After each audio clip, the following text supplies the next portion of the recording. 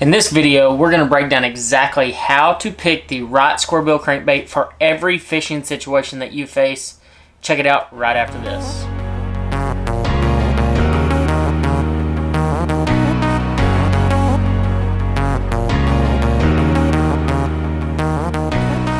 Alright guys, welcome to another show here on my YouTube channel. Before we get anything started, make sure you hit that subscribe button in my bottom left, your bottom right hand corner of the screen. I really do appreciate all the support that I get on this YouTube channel. It's been a journey so far. I've only been doing it for a few months now, and things have gone extremely well. I've been extremely blessed as far as that goes, and it's all because of you. It's not because of me, it's because of you. And so thank you very much for following along and commenting and everything that you do. I really do appreciate it. So let's just dive right on into this. I'm going to break down for you exactly what squarebill crankbaits that I like to do and like to use in certain situations, whether it's from the pre-spawn, the spawn, post-spawn, summer, fall, etc. So as you can tell, we got a ton of different squarebills up here. Primarily all of them are Strike King. And the thing is the reason I got a comment the other day that was like, oh, you only talk about Strike King because they sponsor you and all that. I mean, don't get me wrong, yes, they sponsor me, but they make good squarebills. And they make good baits overall. I mean, I use a ton of their stuff, and don't get me wrong, I use other company stuff too sometimes.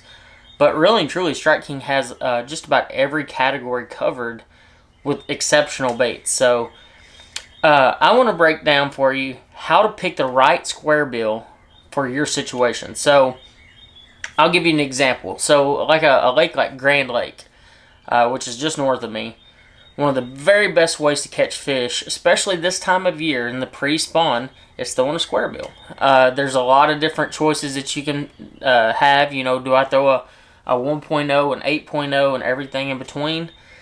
This time of year in the pre-spawn, and I'm talking true pre-spawn, I like to go with a 1.5 size. Okay? I keep my colors extremely basic. I don't overdo it. So here's a breakdown of 3 colors that I like to use on rock lakes. And I'm saying rock lakes, ones that where you're predominantly fishing rock in the pre-spawn. And most of you know that. I mean, whether it's a channel turn or the last rock bank before the spawning flat, the last hard cover before the spawning flat.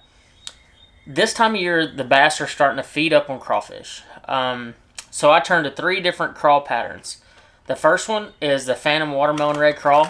And I'm going to open these up for you. I'm going to show you exactly what I'm talking about. And these are right out of the package. The Phantom Watermelon Red Crawl is a new color we came out with. And it's one that I was really hoping we'd make. It's basically, if you've ever used a wigglewort, it's a really similar to a wigglewort color, but it's darker. And it has a red bottom, a true red bottom. And red's a big color this time of year. And that's one reason I throw it. This is normally what I throw if the water's kind of clear, because this is a transparent squarebill. And I'll talk about that more in depth here in just a minute. My second favorite color on rock lakes, and I'll typically have all 3 of these tied on this time of year, is the brown crawl. And most of you have seen brown crawl. This is actually what Kevin Van Dam did so well on at Grand Lake, was the brown crawl 1.5. The cool thing about the 1.5, it's silent, and I think that helps you, especially when there's a lot of fishing pressure. This time of year, a lot of guys like to throw thunder cricket, spinner baits, things like that. I like to throw a squarebill and kind of mix it up a little bit. I think that really helps me get a lot of bites. But it's weird how fish just are so particular this time of year, because they, especially on those rock lakes like that, they tend to just not eat as good as I want them to sometimes. But in this case, I'm throwing the Rayburn Red Crawl, and I just because I'm from Texas. There's a lot of different crawl colors. There's Delta Red, Red Crawfish. I just throw this one. It has a little bit of gold tint to it. It's kind of a more faded red. I've always had a lot of success with this color and this squarebill. So those are my 3 crawl colors that I turn to in the pre-spawn on a rock lake. Now, with that being said, will they eat a shad color? Will they eat a chartreuse and black, something like that? Absolutely. If the water's kind of dirty, I will turn to a chartreuse black like that right there, which is this black back chartreuse is the color name. that is what I turn to. Okay. Now, if I'm fishing grass and I'm fishing in the pre-spawn, same kind of thing. One of my first colors I pick up is Raven Red Crawl. This is grass pre-spawn, okay? So this is a red, for whatever reason, in pre-spawn is really solid. The other one, though, that I pick up pre-spawn, let's see if I can find it. Oh, here it is. This is Chartreuse Shad. Now, I only throw this when the sun's out, okay? And the water's fairly clear. Chartreuse Shad's more of a transparent bait. It kind of shows up as whitish purple under the water. For whatever reason, this square bill right here just reigns, this color reigns supreme when that water is cold and they're in pre-spawn. One technique that I like to do with this, I'll put it on 17-pound test and put it on my favorite square bill rod, and I'll throw it out there and I'll keep my rod tip high, and every time I hit grass, just let the bait float up, and I'll start it again, and it fishes so much slower than ripping a lipless bait through the grass like a red-eyed shad. But a lot of times it's something they're not seeing as much because they're seeing so many lipless crankbaits that square bill is going to get you more bites. Now, I've talked about the 1.5 in the grass. I've talked about the 1.5 in the rocks. Now, one crankbait that I haven't talked about that I'm finally allowed to talk about is the new Hybrid Hunter. The Hybrid Hunter is a bait, and it's going to look really similar here. This is used to be by Strike Pro. I was sponsored by Strike Pro years and years ago. Actually, the person that truly introduced this bait to the market that many years ago was Todd Castledine, and obviously you've seen him travel with me. I've known Todd ever since this bait came out, and actually the first time Todd ever fished this bait, it was with me. He was the only one that even had one at the time. And I saw him catch an 8-pounder on it. Saw him catch a ton of other big ones on it. Me and another guy were with him named Billy, and we were throwing a trap. We were catching fish, but Todd was like catching a lot of big ones. Since then, there's been a couple, or one or two made that look like it. But there's something about this bait that it just hunts differently. The original Bubba. And that's why Strike King has started working with Strike Pro. Strike King, which is who we work for now, is actually working with Strike Pro to bring you the Bubba, which now we call the Hybrid Hunter, which will be released at ICAST. And we're going to bring it out in a ton of awesome colors. We're working really hard to bring some good colors in this. But with that being said, I'm talking hydrilla. I'm talking about cranking grass. The Hybrid Hunter is unmatched. Todd actually just released a video yesterday where they won a tournament, and it's been months ago that he won the tournament, him and Jason Bonds, and they caught more than half of their fish on the Hybrid Hunter. And guys, there's something about this bait. So, a square bill, traditionally, the way a square bill runs is it runs nose down, because that's the way the bill is angled. So it runs like this through the water. Well, the Hybrid Hunter runs parallel, so this L-shaped bill actually pushes the bait and makes it run like this. Well, this has a really loud one-knocking sound to it, which is just a great sound for fishing grass in the pre-spawn. If I'm fishing grass in the pre-spawn, this is like, I have got like 2 or 3 of these tied on. And some guys talk about they don't catch them as good on it. They've tried it, because guys actually got the Bubba when Strike Pro actually brought it to market. And, I've got a box full of them. And mine get used a lot. And they catch a lot of big fish on it. So, look for this one at ICAST. This is my favorite grass crankbait. Now, I'll tell you a couple colors I like in this. We're going to bring it out in green gizzard shad, which happens to be one of my favorite all-time square bill colors, and with 6XD colors, anything colors. I like gold. Anything that has a chrome body to it. I think we're even coming out with chrome and blue in it. White. Stuff like that. When you're talking grass cranking, the Hybrid Hunter is, it's just where it's at. So, we broke down some pre-spawn scenarios, okay? You've seen a couple colors that I really like. Well, spawn, do I throw a square bill that much in the spawn? I try not to. The deal is I'd have to be on a really dirty lake, and it would have to be the perfect situation for me to throw a square bill when they're spawning, because basically what those fish are doing, if you're on a real dirty lake, you're having to crank it, and you're cranking it through their beds, and they're reacting to it. Okay, so actually, I want to say Kevin, when he caught him down there in the Chattahoochee or whatever that place was called, he caught him on Chartreuse and Black. This was, they even had to make a color specifically for him, and that's the Chattahoochee Special. If you notice the difference, it doesn't have the red line on the side of it, but it's basically the exact same square bill.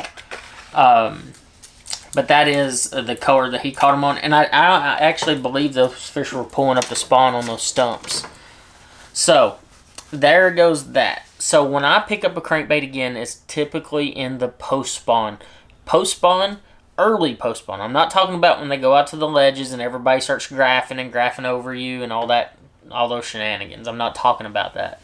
I'm talking about when they're still shallow, they're still feeding up, shad spawn, that kind of stuff. Well, I can go ahead and put all those crawl colors away. I'll honestly put almost every one of them away. And I pick up just a handful of colors.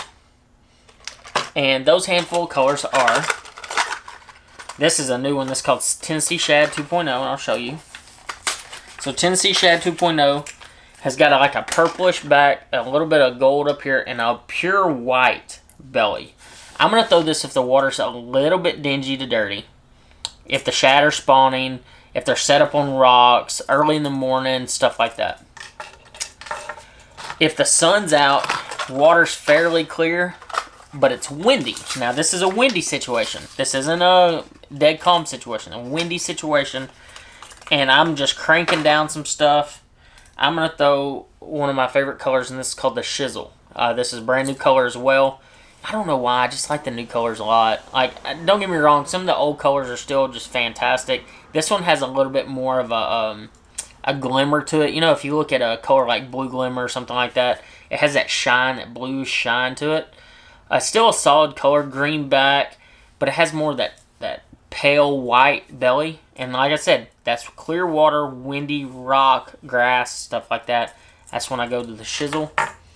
And then last but not least, my favorite color. And I've mentioned it a minute ago, but my favorite color in the Strike King lineup is Green Gizzard Shad. Green Gizzard Shad is a transparent body.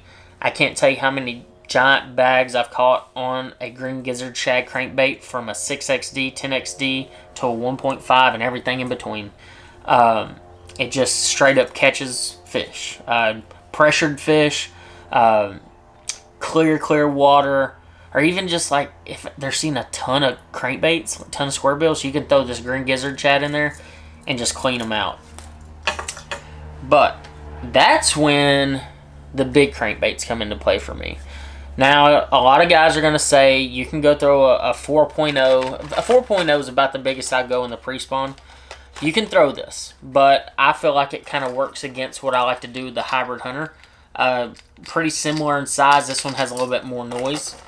That's when I turn to the 4.0 in the post-spawn. So the 2.5 and the 4.0 is if I start finding big gizzard shad up shallow, that's when I start throwing this. Now, granted, I don't throw the red one in the post-spawn. I throw it in the Chartreuse Shad. The Chartreuse Sexy Shad, actually. Has a little bit of Chartreuse back, white pale, or a bright white belly. This is actually like a Kentucky Lake killer. You catch a ton of fish on Kentucky Lake, on ledges, on those like real shallow bars and stuff. A 2.5 and a 4.0 in that color is pretty much dynamite. Here's one in an 8.0. I mean, if you're targeting big bass, and that's what I like to catch is big ones, I'm going to go with a 4.0 or 8.0.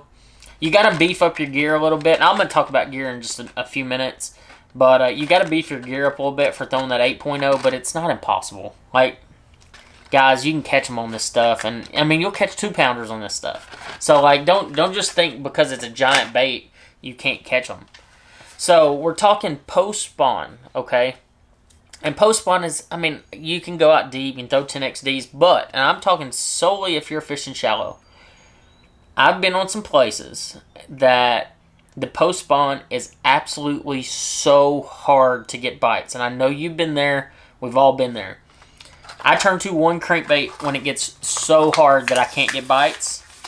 And that is the 1.0. This is the 1.0 in the Shizzle. And I'll compare it in size. This is the 1.5. And this is the 1.0. It's slightly smaller. A little harder to cast.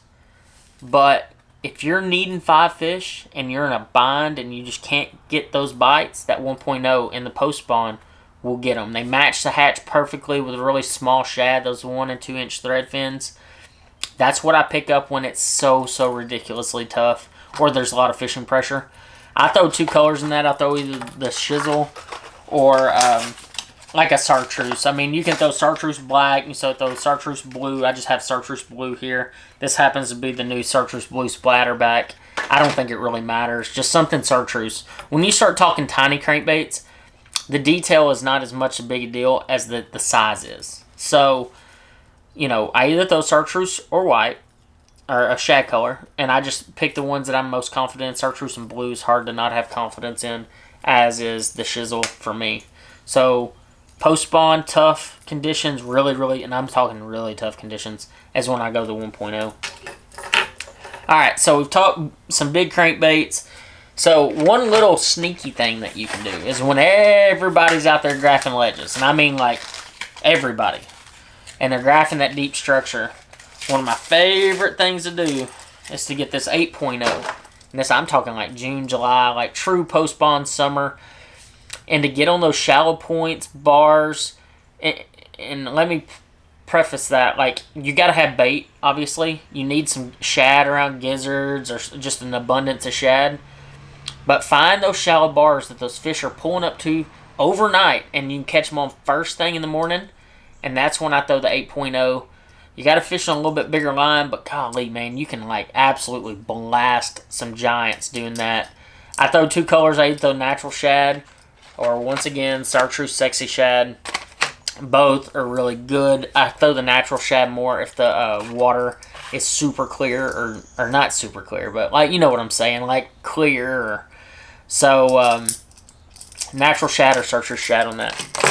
So now we're transitioning from summer to early to late fall. I kind of keep everything fairly the same. The only thing that I do is, say for instance on Grand Lake, and the reason I go to Grand is because I can kind of walk you through sizes there. So Grand Lake, for instance, you know, pre-spawn, the post-spawn, I throw a lot of the same crankbaits, 1.5s, 1.0s. The post-spawn, though, there is when I actually upsize my crankbait. That's when I go to the 2.5. I hardly ever throw a 1.5 in the fall. I throw a 2.5 almost exclusively. That little bit larger body tends to get you more and bigger bites in the fall. And I'll also throw the 4.0. Both are get you a bunch of bites in the fall. But the other aspect of that, so I throw basically when I'm on a lake that it gets tough again, because the fall kind of gets tough. I mean, especially shallow water fish. I throw 2 crankbaits. I either throw, and this is, I don't have it with me right now, but I throw a PH Customs Little Hunter, which is a wood bait. It's a rounded wood bait, small, like a 2-inch long. I throw that around cover. So roll casting it around laydowns. I kind of keep my colors pretty simple there too. I either throw Chartreuse and black or a color called Money. Money actually has like a full side to it and like a greenish back with a Chartreuse belly. It reminds you a lot of like citrus shad. So basically, if I'm throwing that, the water's fairly dirty, and so I'm fishing it with a purpose. I'm targeting like specific laydowns, big trees, and I'm roll casting that square bill around, and you'll catch some doing that. But I mean, a ton of times you get on these places. One that I can think of off the top of my head is like Fort Gibson, which is a smaller lake here in Oklahoma, but a lot of Bass Opens. I think some Elite Series have been there as well. The shad there are tiny. Like, I mean, like I'm talking like 1.5 inch, 2-inch shad, and they're just abundant through the lake. That's when I pick up the 1.0. You can't beat that 1.0 on a lake in the fall that's turning over, that's dealing with those small shad. It just straight up catches them. Another little trick, and it's not a square bill, but you can actually throw a 1/4 ounce red-eyed shad and catch a ton that way too. So between those two, I pretty much clean up anything you want to do. So overall, that kind of breaks down the square bills that I turn to. Now I'm going to talk about gear. Gear, in my opinion, is extremely important. I mean, when it comes to line size, figuring out exactly what size line you need at all situations, rods, that kind of stuff. So I'm going to break it down by bait size and time of year. So if I'm fishing rock in the pre-spawn, if I'm fishing rock, I'm fishing one rod, and that is it's actually a 6'9" custom square bill rod. It's changed colors this year. It used to be white and black, and it's kind of throwing me off a little bit. I'm not used to it being black, but this rod's now black. And I throw it on a 6/8-1 custom speed spool. I like the little bit slower gear ratio for the square bill this time of year. I don't know why. I just like to slow it down when I can. I throw that thing almost exclusively when I'm fishing rock on 15-pound Strike King Tour grade fluorocarbon. I don't want to go much heavier than that because I want that thing to kind of get some depth, but not too much. But I need the abrasion resistance that 15 has, and I think that's really important because, I mean, you never know when you're going to hook. You know, one cast might be a 2-pounder, and the next cast might be an 8-pounder. So you got to have a good size line, and you're dealing sometimes with structure around and cover, whether it's boat docks or stumps or trees or rock, big boulders. So that 15 works wonders. The other time I throw this post-spawn, anytime really I'm throwing that 1.0 or 1.5, this is typically the rod I use. I just like this rod. It's a good rod. This also doubles as a really great jerkbait rod. I know I was talking about in my last video that one of my favorite rods is that 6.6 medium. This one, in my opinion, is just as good. It's just a hair longer, basically the exact same action. But for the sake of that video, I wanted to share with you a rod that was different. And that rod is different, and it's really good. And the other rod I throw, and this is what I throw my 2.5s and 4.0s on. This is my Magnum hammer. This is a rod I like to throw. That's a 7.3 medium heavy fast action, but just ignore the fast action. It's more of a moderate fast. It actually has a lot of tip to it, but a ton of backbone. So, like, it'll let those fish load up with that square bill and that little bit larger square bill, but you can move them and get them out of there and let them eat it good. But I throw this one, when I'm throwing a bigger square bill, I'm actually upsizing my gear ratio to 7.5-1. I use the custom light, but I also upsize my line. So when I'm throwing 2.5s and 4.0s, I'm upsizing it to 17-pound fluorocarbon. I think that's important as far as that goes, because the deal is you don't really want to. I mean, you want depth out of it, don't get me wrong, but, like, I'm targeting biggins with this one, and so I want the gear that'll match up to that. For my Hybrid Hunter now, and my 8.0, I throw the same rod. So I throw a 7-11 Mark-Rose ledge rod. It's called a square. I mean, not a square bill. It's called a Magnum Crankbait Rod 2. So it's a 7-11 medium heavy moderate fast for cranking grass and cranking those like shallow ledges. You can't beat it. I throw it on 17-pound fluorocarbon again. Because if I'm throwing this thing, I want to hook them and catch them and, like, no questions asked. Actually, I think Todd even fishes this thing on 20. I just don't like going to 20. I feel like it makes it ride a little bit too high. But, I mean, he catches giants on it. So, like, you can't really argue what he's doing. He's obviously right. But those are the two, that's the rod that I fish with the Hybrid Hunter 8.0. It has a lot more tip to it. But, golly, man, it lets them load up on that thing. And that bigger square bill, I feel like you need that little bit of extra length to load. I think it makes a big difference with that rod setup. Overall, that's pretty much where I'm at with it. That's my square bill setups. That's the way I fish them. The colors that I choose for certain times of the year. I hope you really enjoyed this video. I wasn't sure if I was going to post this just for the fact that there's so many Strike King baits, and I'm not trying to just product push you to death. But this is actually what I throw. So I hope this helps you when you're making your decision on what square bills that you need for your next fishing trip. Thanks, guys.